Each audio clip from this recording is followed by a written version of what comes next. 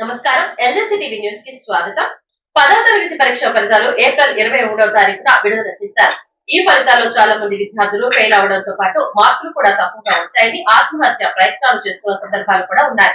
విద్యాశాఖ మంత్రి నారా లోకేష్ గారు 10 పరీక్ష ఫలితాలు ఎన్నడూ లేని విధంగా పరీక్ష పూర్తయిన 22 రోజులకే ఫలితాలు విడుదల చేశామని అన్నారు.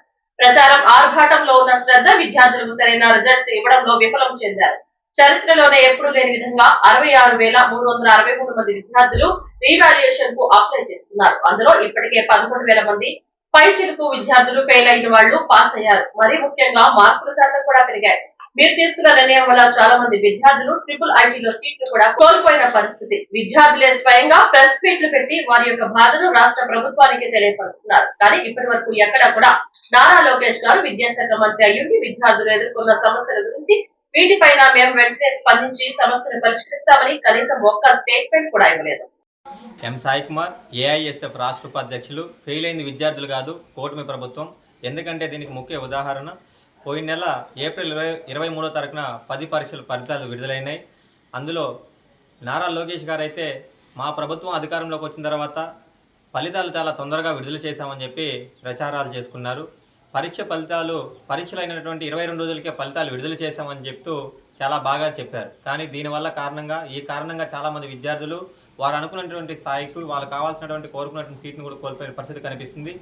ఎందుకంటే పరీక్షకు హాజరైనటువంటి విద్యార్థులు రిజల్ట్స్ వచ్చిన తర్వాత రిజల్ట్స్లో ఉత్తీర్ణత అయినటువంటి వాళ్ళు, చాలామంది ఫెయిల్ అయినటువంటి వాళ్ళు, మార్కులు కూడా చాలా తక్కువ వచ్చినటువంటి విద్యార్థులు కూడా ఆత్మహత్యకు చోటు చేసుకున్నటువంటి పరిస్థితి చాలా జిల్లాల్లో కనిపించింది. చాలామంది 66,363 మంది విద్యార్థులు కూడా రీవాల్యుయేషన్కి వాళ్ళు అప్లై చేసుకున్నారు. అందులో ఇప్పటికే 11,000 మంది పైచిలుకు విద్యార్థులు ఫెయిల్ అయిన వాళ్ళు పాస్ అయినారు. అదేవిధంగా తక్కువ మార్కులు వచ్చిన వాళ్ళు కూడా ఎక్కువ మార్కులు వచ్చినాయి. ఇలా చోటు చేసుకున్న ఘటన కనిపిస్తుంది. అంటే ముఖ్యంగా విద్యాశాఖ మంత్రి గారు ఆయన ప్రచారాల్లో ఉన్నటువంటి శ్రద్ధ విద్యార్థులకు సరైన ఫలితాలు విడుదల చేయడంలో అతను తొందరపాటు ఈరోజు విద్యార్థుల జీవితాలు నాశనం చేసినందుకని ప్రధాన కారణంగా కనిపిస్తుంది. కావున ఇప్పటికైనా అయినటువంటిది ఏమీ కనిపించట్లేదు. కాబట్టి ఇప్పటికైనా మేల్కొని విద్యారంగం పైన కాన్సన్ట్రేషన్ చేసి విద్యార్థులకు ఎటువంటి సమస్యలు లేకుండా చూడాలన్న బాధ్యత విద్యాశాఖ మంత్రి పైన ఉంది. కానీ ఆ విధంగా వ్యవహరించకుండా విద్యారంగాన్ని గాలికి వదిలేసి నేను చేస్తున్నాను అనే పరిస్థితి కనిపిస్తుంది. కానీ ఎక్కడ ఏం చేసే పరిస్థితి కనిపించట్లేదు.